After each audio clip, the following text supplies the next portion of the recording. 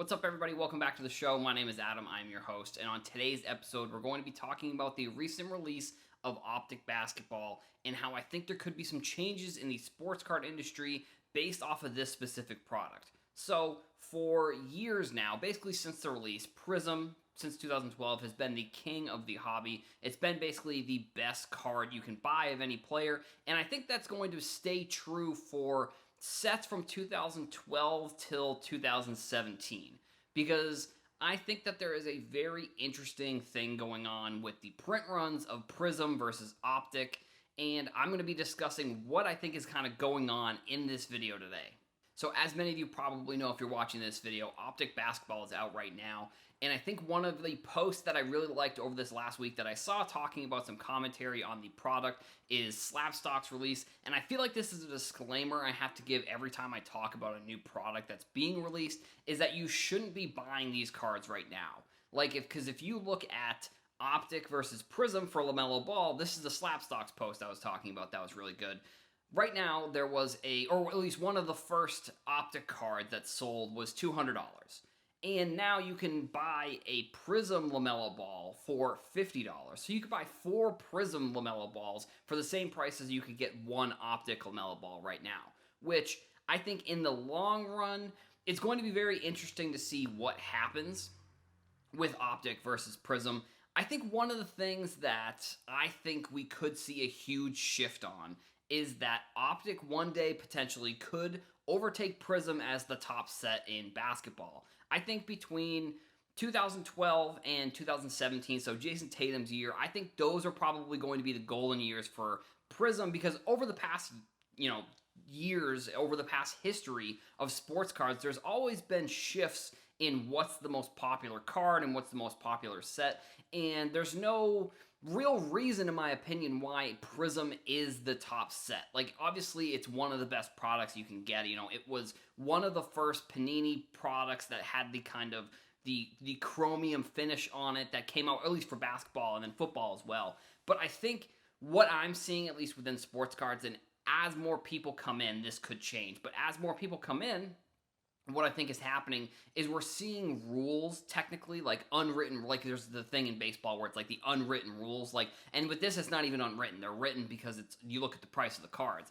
But I think Optic and Prizm being two of the top products could flip, because if you look at Prizm, I think what's happened is that the market has accepted that Prizm is the top product, so that's what's happening with the price. But I think if you look with people coming in, what I think could happen is that if these people just want to buy another product and there becomes more demand for Optic, then I think that could mean that Optic could end up being more popular than Prizm. I think one of the things that Panini has done that I've not been a huge fan of, honestly, is that they've been squeezing the Prizm branding almost dry to this point.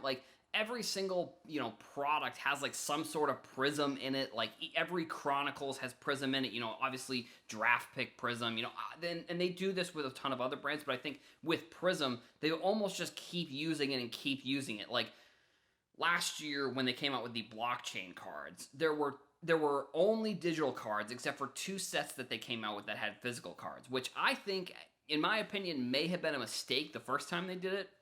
And then once they kind of got the product rolling, they decided they were just going to make a bunch of different changes, because if you look at the rollout of blockchain, so the National Treasures blockchain cards were the first one that came out.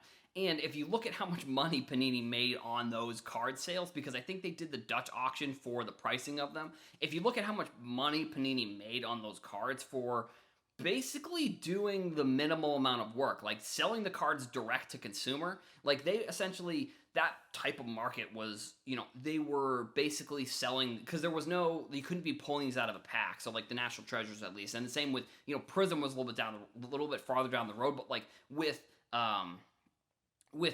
the blockchain National Treasures cards, they were selling them direct to consumer, which I think the cheapest one, I think their checklist was about 100 cards. It was either 100 or 150. I forget off the top of my head, but it was about 100.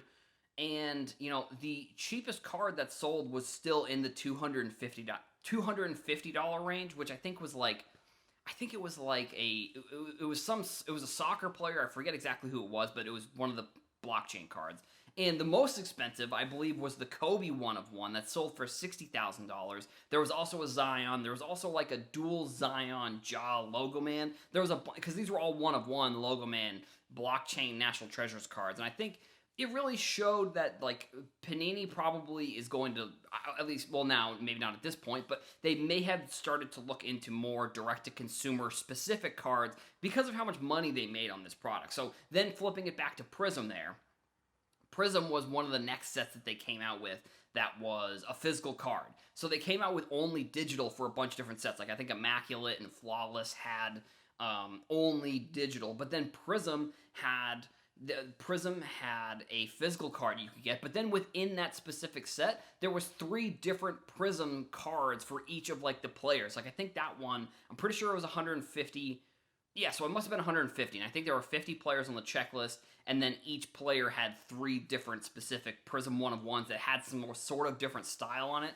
And then you look at all of like the NFT products that they've been coming out with, and like most of them have to do with Prizm. Like I think Panini is they're really trying to take the Prizm branding and suck as much of the IP out of it, honestly, as possible, which I don't necessarily like. And that's one of the main reasons why I think that, like, and I don't even necessarily think that's going to be oversaturated, but I just think that, if everything is Prizm, that makes the set not as collectible in a way, because like I said, if everything is Prizm, like, then what makes it collectible? Like, what makes it popular or hard to get? Also, the fact that like this year, this is honestly the longest, because I've been seeing videos and stuff on TikTok and Twitter of people still getting Prizm basketball in stores. Like, so I don't know if this just means that they've been printing it longer or what the deal is, but like I think there's going to be a ton of Prizm that's coming out this year. And I came out with a video a couple months ago telling you not to buy the Prizm LaMelo Ball card, which at the time I think was $150, and now it's $50. And I had a bunch of people being like, you shouldn't tell people what cards not to buy. And it's like, I'm just trying to save people money. Like, somebody commented on the TikTok that I made about, I think it was, I made one about the Donruss, because the Donruss football was kind of one of the themes of my content last week. So like I came out with this video and I was like, this is a big mistake, and people were like, or it's just collecting, and it's like, and then there was some other person that was like, yeah, I bet you the people who bought the Mahomes cards early are really disappointed. It's like, those two people completely missed the point. Like, the point I'm trying to make is that if you just wait a couple months, you can get it for a fraction of the price. Like LaMelo Ball hoops cards, those cards you can buy them for $5 to $10 right now on eBay. I've seen some of them even sell in the $1 to $2 range. So if you're really patient, you could pick those cards up for $1 or $2. And at the release date, they were $150. So it's like, that's one of the cards where it's like you potentially lost literally all 100%, like 99% of your money if you bought it for $150. Now, if you bought it for $150, you probably were trying to sell it at like 50 or 60 rather than waiting until the bottom. But still, like, if you did and you still have that card that you bought for $150, then what ends up happening is you literally lost all your money. And it's like, you could have just waited and you could have picked up 50 of those cards for the same price you paid for one. So it's like just waiting. Obviously, it's I don't know, adding the disclaimer or whatever. It doesn't, at this point, I'm going to say it every time a new product comes out, but like, it's just something that I'm just going to have to say every time a new product comes out. Now I'm going to talk about the pop reports of these products, which I have on my laptop off screen here. So when I'm reading the numbers, just know that's where I'm reading them. So I compared the top players from the 2017, 2018, and 2019 draft class right now currently, because we obviously don't have accurate numbers for this year's class because PSA has been shut down. But here are the numbers for Optic PSA 10s versus Prizm PSA 10s. So for Tatum, which is 2017, there are 5,000, and this data is from this last week, so there's potentially that it could change, but the numbers wouldn't change drastically, but the numbers might be a little bit different. But so Tatum has 5,342 Prizm PSA 10s and 3,992 Optic PSA 10s. This is kind of where it gets a little crazy. So Luka PSA 10s, there are 17,851 PSA 10s versus 4,386 Optic PSA 10s. And then for Zion, again, another pretty crazy jump, which you can see in the print run, is 19,422 Prizm PSA 10s, and then 7,560 Optic PSA 10s. So my initial thoughts on that data is that I think we saw a super significant jump from 2017 to 2018 in terms of the print run. We saw a marginal jump from 2018 to 2019. I think we're going to see another marginal jump from 2019 to 2020.